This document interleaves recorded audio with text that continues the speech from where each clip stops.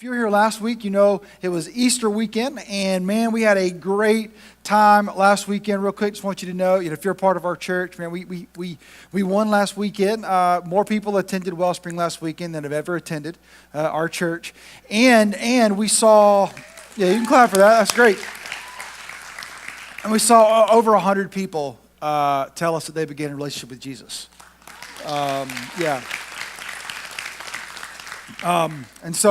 so last weekend was amazing. And if you missed it, go check it out. Next weekend is going to be amazing, and I hope you'll come back. But this weekend, I'm telling you, man, you picked a great weekend to be here. Because this weekend, as you can tell, is going to be a little different. This weekend, we are celebrating baptism. We are celebrating the life change that has happened here in our church. And at the end of our service today, we are going to baptize some people. Now, here's the cool part. Some of you got dressed.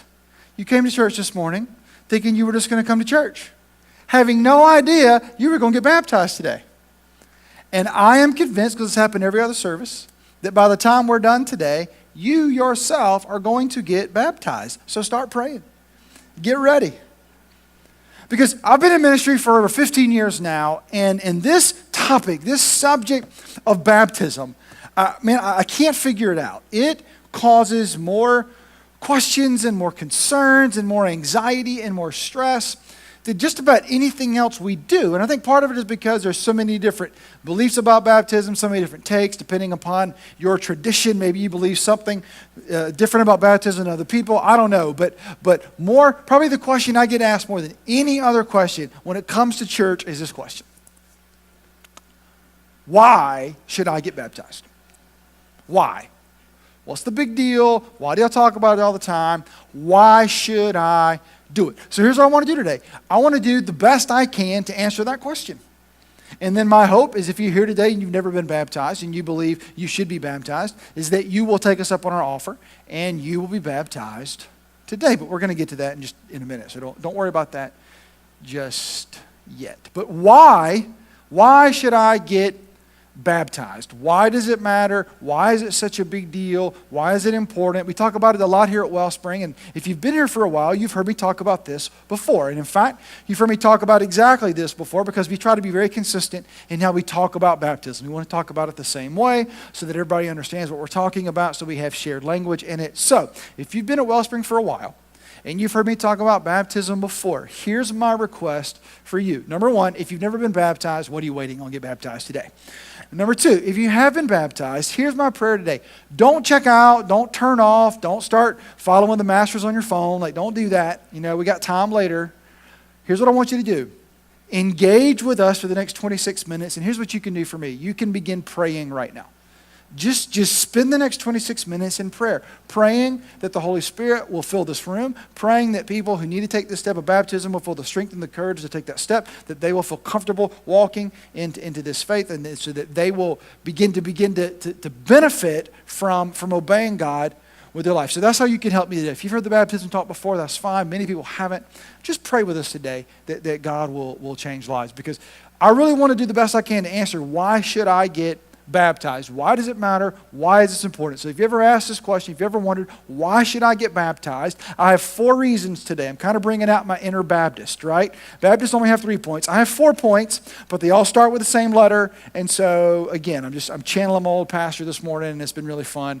But why should I get baptized? Number 1, because it's commanded. That's kind of the simplest reason why Christians do anything. It's because God tells us to do those things. But baptism is commanded. When Jesus was on the earth, he said, hey, get baptized. This is a part of following me. And not just kind of like an offhanded way. This was a big deal to Jesus. In fact, after he dies and he comes back to life, so we celebrated last week, he spends about 40 more days on earth with his disciples and with his followers, just kind of teaching them and preparing them. And then he gathers them all together. He gives them one last speech, and then he leaves. I had a guy actually ask me last week, because he didn't know. It's one of the things I love about our church, is that not everybody knows the Bible and they're still learning. And he was like, man, so what happened after Jesus came back to life? And I was like, well, what we believe is that he lived for about 40 days, and then he literally ascended back into heaven. Like, he gathered his disciples, and then he floated back up into heaven. And when he comes back, he's going to come back down that way. And so that's what we believe. So on that day, when he gathers his followers, and it's his last day and he's about to leave, he gets them all together. And this guy named Matthew, who was one of his followers, he was an eyewitness to this, he records for us what happens, okay? So this is what happens. They get together, and the first thing Jesus says is, he says, hey, Jesus came and told his disciples, he's gathered them together. He says, I have been given all authority in heaven and on earth. I am in charge of everything. All authority. Don't worry. You pick you back the right horse. I'm in this. It's going to be great. It's all going to work out. I am totally in charge. Now, you don't remind people of that unless what you're going to say next is really important. So he says, I have been given all authority in heaven and on earth. I am in charge of everything. And here's what we're going to do. He says, therefore, go and make disciples of all the nations, baptizing them in the name of the Father, the Son, and the Holy Spirit.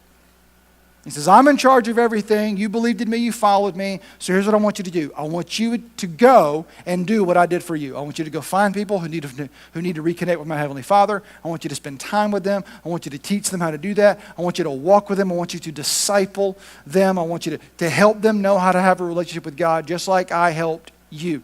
Go and make disciples of who? Who does he say? All the nations. So don't stop till everybody knows about me. And 2,000 years later, we are still carrying out this mission. This is why Wellspring exists. To make disciples of all the nations. To see those, as we say, that are far from God, become passionate followers of Jesus Christ. This is what Jesus says to do. He says, go and make disciples. How do you do that? He says, baptizing them in the name of the Father, the Son, and the Holy Spirit. So Jesus, last words, his command, go. This is your mission. This is what I want you to do, plain as day. He says, as you're going, as you're doing this, make sure you are baptizing people. So Jesus commands it. He says to do it. But the question that I want to really wrestle with today is why? Why does he command it? Because if you're new to faith, if you're new to church, if you're new to God, it's easy to believe that God just kind of commands us to do things for his own special reasons. That he just kind of likes to throw things out there. Maybe he wants to punish us a little bit. Maybe he's trying to keep stuff away. And that God doesn't always have the best intentions with his commands. But as you fall in love with Jesus and as you get to know him better, you understand every single rule, every single principle, every single command he's ever given us is for our good. It's for our health. It's for our safety. It's for our protection. He's not trying to hurt us. He's not trying to take things away from us. He's trying to make our life better. So, how does a command to get baptized make our life better? That's really the question. How does a step of obedience make our life better? And I believe it does. And I believe it does for a couple reasons. So that's what we're going to talk about next. So why should I get baptized? Number one, because it's commanded. But we don't just do it just because God said so. It's so much better than that. The reason you should get baptized, and I believe it's important, is because not only is it commanded, is because it's consecrated. Now consecrated, don't worry about that word. It's a fancy word. It just means it's sacred. It's set apart. It's special. Baptism is a sacred, special event. Now, why is it a sacred, special event? Because of what it symbolizes. Because of what it represents. Let me be very clear. If you get baptized today, if you've been baptized before, nothing happens when you go in the water and come back out. You're not less of a Christian before you go in the water. You're not more of a Christian when you come out of the water. I don't hold you down there and wash you off if you're really bad. Like, nothing happens. In fact, you do not have to be baptized to be a Christian and to go to heaven. You don't. Some people like to say you do. You don't. How do I know? Because Jesus was hanging on the cross. A thief beside him says, hey, can I ride with you? And Jesus says, you sure can. And at no point did they take him down and dunk him. So I take Jesus at his word. So nothing happens right? And so why does it matter? And it matters because it's a symbol. And you want to say, well, it's just a symbol. Why does symbols matter? Well, because it's what that symbol represents. See, Jesus is the one who commanded baptism. Paul is the guy we talk about a lot here at Wellspring. He explains baptism. Now, Paul was an early church leader. He was a pastor. Paul would actually go around and start new churches in different areas, and then he would leave those churches to go start more churches, but he would write letters to those churches that he already started to give them instructions. We believe when Paul was writing those letters that God was speaking through Paul, and so we can read these letters almost 2,000 years later. We know what God wants us to do with our life. And in Paul's letter to the church at Corinth, in his second letter, he explains to us something we talked about last week about the power of becoming a Christian and the power of what Jesus offers. And here's what he says. He says, this means that anyone who belongs to Christ has become a new person. The old life is gone. A new life has begun. See, last week we talked about this. We talked about being born again. And that's what we believe happens when you become a Christian. We believe that you get a new life. You become a new person. God begins to change you from the inside out. You get a new shot at life. You get to break addictions. You get to overcome struggles. Relationships get to be restored. Get this. Rather than going through life trying as hard as you can to not behave selfishly, Jesus can actually make you not selfish. You don't have to work at it. He can change your heart from the inside out. He can change the way you think. He can change the way you feel so that your first reaction can truly be the selfless, loving reaction. Yes, even on 501. It's a little harder there. I've looked it up. It's a little harder there. But even there. See, this is what we've been promised, that we can become a new person. That's the value of becoming a Christian. We get a new shot. We get to become a better person. We get to have a better life. And for Paul, that revelation and that truth is revealed in baptism. Here's what he said in Colossians 2. He says, for you were buried with Christ when you were baptized. And with him you were raised to new life because you trusted the mighty power of God who raised Christ from the dead. You see what he's saying? He's saying this picture of baptism is showing you what happened in your life. When you go under the water, it's a picture of your old life going away. And when you come up from the water, it's a picture of your new life beginning, of being born again, of becoming a new person. And I know what you want to say. Yeah, Trey, but you've made it very clear. That doesn't really happen there. That's just a symbol. That's just a picture. So why does it matter? Well, it matters because we live in a world that pictures and symbols matter. If you don't think symbols matter, let me take this off and put it in my pocket and not wear it for an afternoon and see what my wife feels about that. Right? Symbols matter. And you know symbols matter. You know pictures matter. Think about a graduation ceremony. Used to, graduation ceremonies were pretty rare, but our kids now, they graduate. 2-year-old, 3-year-old, 3.5-year-old, 4-year-old. There's summer graduation, and winter graduation, and spring graduation. It's like, this is enough already. But maybe you experienced a high school graduation, maybe you experienced a college graduation, and so what did you do? You sent out invitations to the graduation, and you sat in a big room, you wore a robe, you got to walk across a stage, you got to shake hands with someone, they handed you a piece of paper, and when they did, maybe your family listened when they said don't clap, or maybe your family was the rowdy family, and they were like, yeah! You know, maybe mama was in the back crying, that's my baby, that's my, you know, she was just so excited. Maybe you had an uncle in the corner like, praise Jesus, he's done, we never thought he'd get through. And so, you know, and then what you do afterwards, you got together, you took pictures, and you held up that little piece of paper, and everybody was so excited. But you understand nothing actually happened, right? That piece of paper you hold has no value whatsoever. I can print one from the internet right now. The paper doesn't matter. It was the experience that mattered. The value was that you went through it and you learned what you needed to learn, and you took a step, you made a decision, and you crossed a threshold. You graduated. That's what mattered. The graduation ceremony was just a picture. I found out later I didn't have to go. They would have just mailed me my diploma. That's what I would have done had I known. But you did it, right? You did it because it was a moment. Because it was an opportunity for you to publicly declare, this has happened in my life. It was an opportunity for you to celebrate with your friends and your family and your neighbors and coworkers and to say, this mattered to me. I achieved this. I got this. I crossed over to something new in my life. See, that's what baptism is.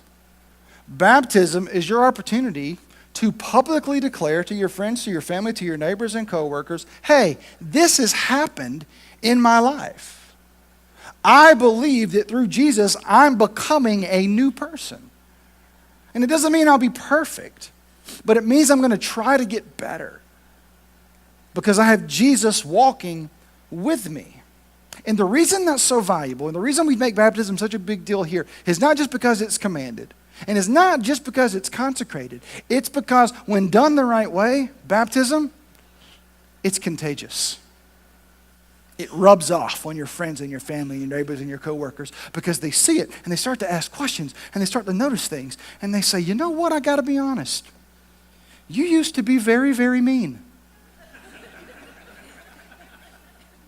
Now you're only a little mean. That's amazing. I'm interested.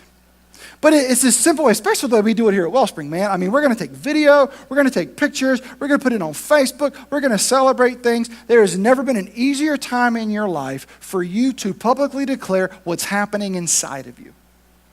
For you to publicly declare, if you were here last week, we talked about the resurrection being a picture of God's power and a picture of God's promise. And we want to claim that. Baptism is our opportunity to be that picture to the world. For us to be a picture and to say, I'm claiming God's power, I'm claiming God's promise. This is what's happened in my life.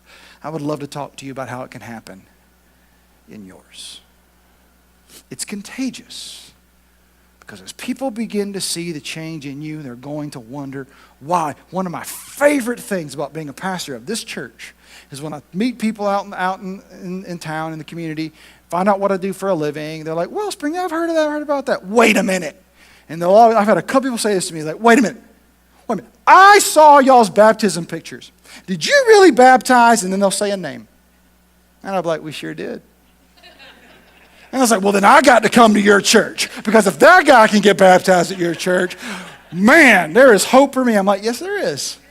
There is hope for you too. I love that. Oh, it's one of my favorite things that happens. And just think, this week you could be that person.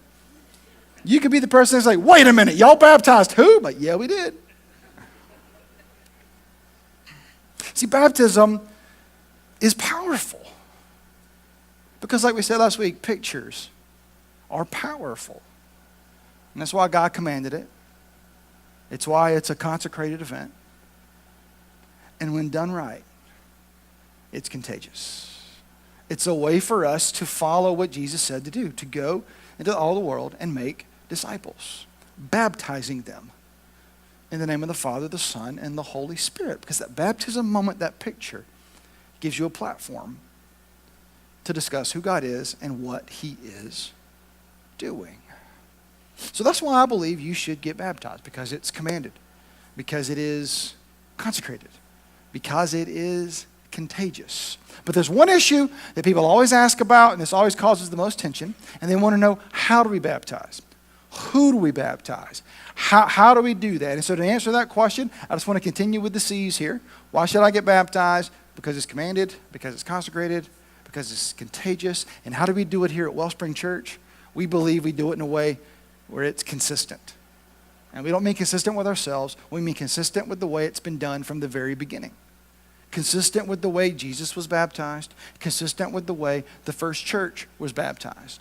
Because lots of things have happened, lots of denominations have kind of changed things up, and I'm not here to argue any of that. I'm just here to say our goal is to be as close to what Jesus and his disciples did as humanly possible. And so when we talk about baptism, we want to be as consistent as possible with the way they did it. And so if you have any church background at all, maybe you're going to understand what I'm saying. If not, it's totally fine. I'm going to explain it.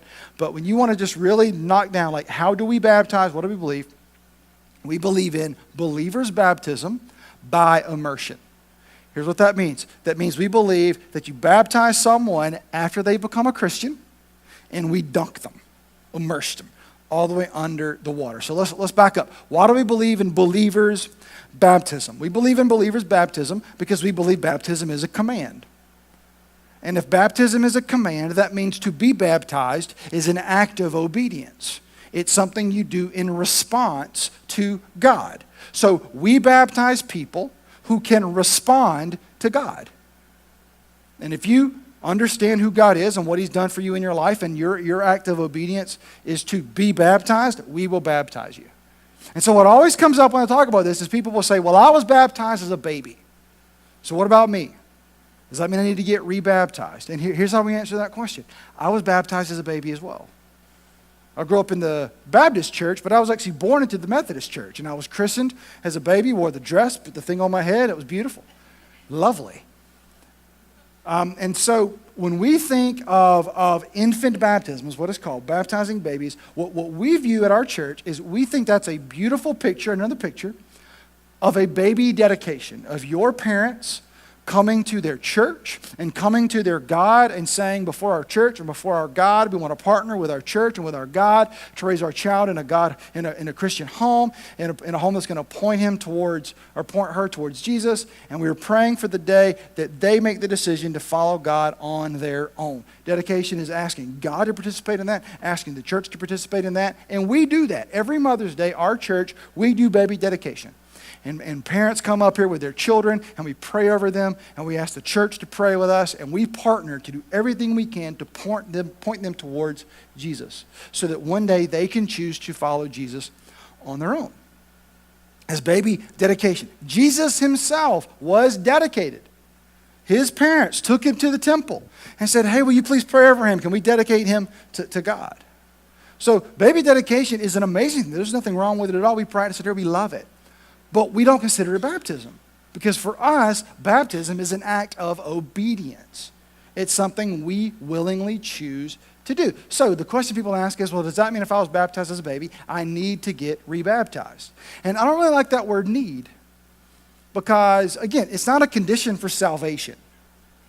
There's no need. There's no, well, you're here, but if you get baptized, then you're here. There's no performing. But it is a command.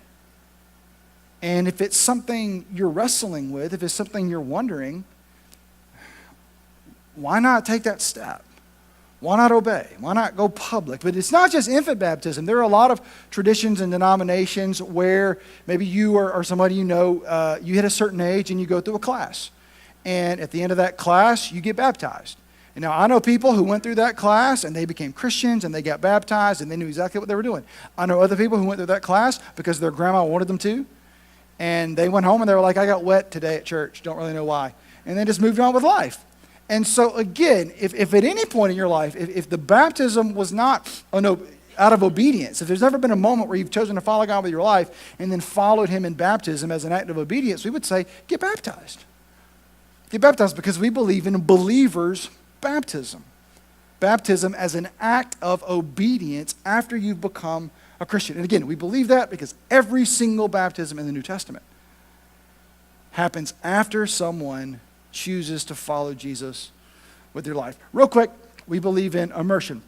We believe in dunking. The reason we believe in dunking is because the word that is actually, real quick, when they translate the Hebrew and the Aramaic and the Greek into English for our Bible, they usually translate words, which means, like in the New Testament, the Greek word is agape. The English word we read is love. That is a translation. They translate the word agape into love. Sometimes they translate, sometimes they transliterate. I know you're dying. I'm sorry. They transliterate, which means they don't translate. They just put the word and they try to Englishify it. And so the Greek word for baptism is baptizo. And they don't translate that word into English. They transliterate that word into English, and that's why we have baptism. But if you translated baptizo into English, the translation would be to dip, to submerge, to dunk. This afternoon, you will baptizo your Oreos in milk. That's what you're doing.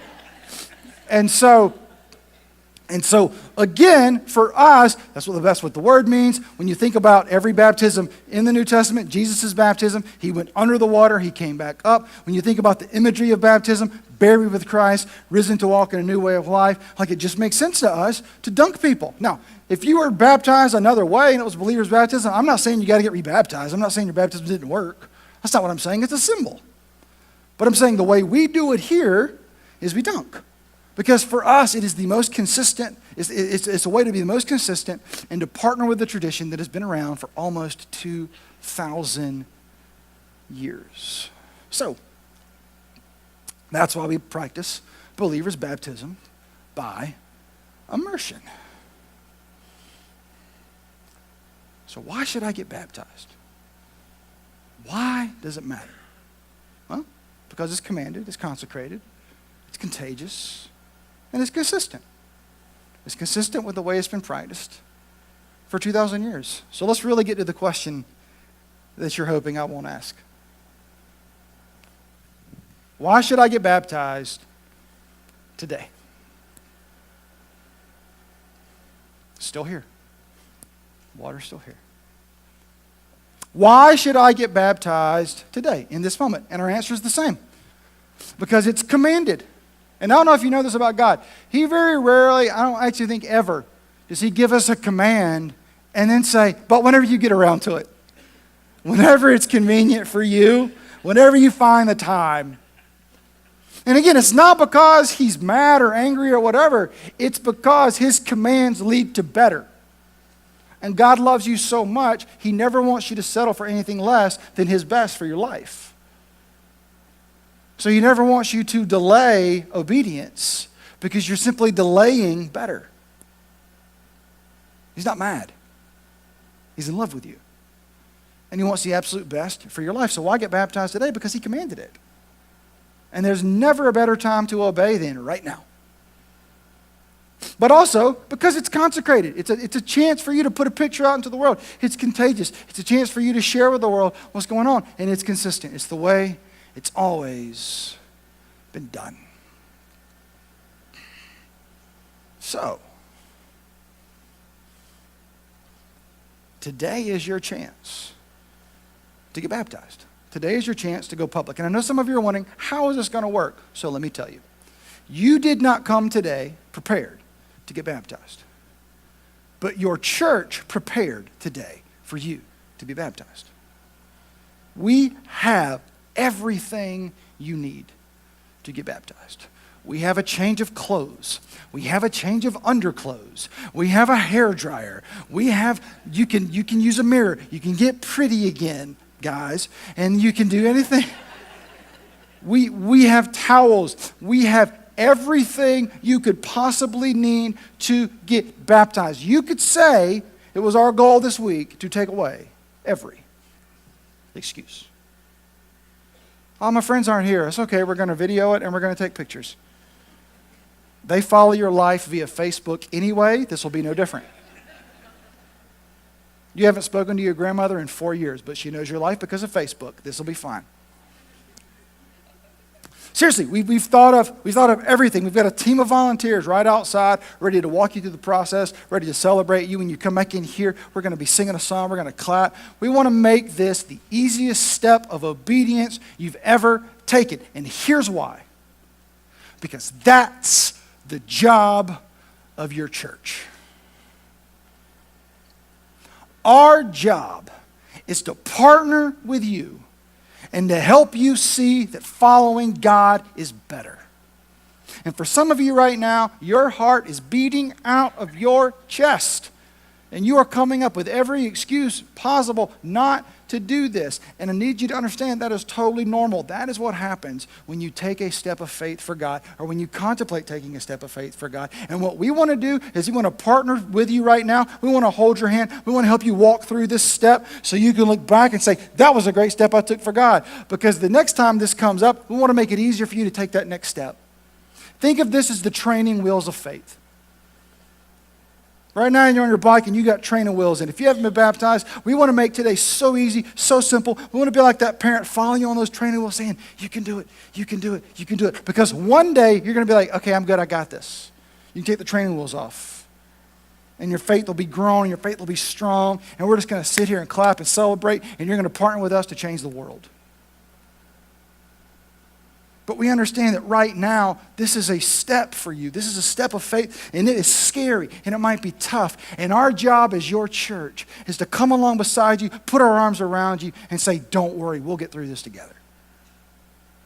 Because I promise you, you will never regret obeying God on the other side of obedience. So I'm going to pray in just a moment, and then we're going to sing a song. And as we sing that song, if you would like to get baptized today, just simply make your way to the aisle, out to the lobby. We have a team of volunteers who will point you to the changing area, and you can get baptized today. We have everything you need. And I have one last comment, and then we'll be done. Because I don't know who needs to get baptized today, but you do. You know who you are. And you know you're thinking right now, how do I get out of this? How do I avoid this? And you're thinking, and you're thinking, and you're thinking, and you're thinking. Last thing, let me just say. When you overthink, you will underact. Every single time. I'm saying, your church is with you. We love you. We want to walk you through this step. We want to walk with you through every step of obedience. But we have designed today for one purpose. For people who have had their life changed by Jesus, but who have not gone public with that, to have their chance today to participate in an event that is commanded, in an event that is consecrated, in an event that is contagious, in an event that is consistent with the way the church has been doing it for almost 2,000 years. Why would you not take this step? A step that we're going to celebrate with you. We're going to clap for you. You will not regret it. So I'm going to pray. And if you have not been baptized and you have a relationship with Jesus and you would like to take that step of obedience, today is your day. Let me pray for you. God, we love you so much. Father, we thank you for your Son. We thank you for who he is and for what he's done. Lord, I just pray right now for everyone in this room. I pray specifically for the people whose hearts are beating out of their chest right now, whose hearts, they know they want to take this step. They know they want to go public, but they're scared. Something's holding them back. Holy Spirit, I beg you in this moment to give them confidence, to give them courage, to give them faith, to take this step of obedience. May it be a first step in a lifetime of following you. We love you, Jesus, and we cannot wait to celebrate what you've done in the lives of these people. See, in your Son's name we pray. Amen.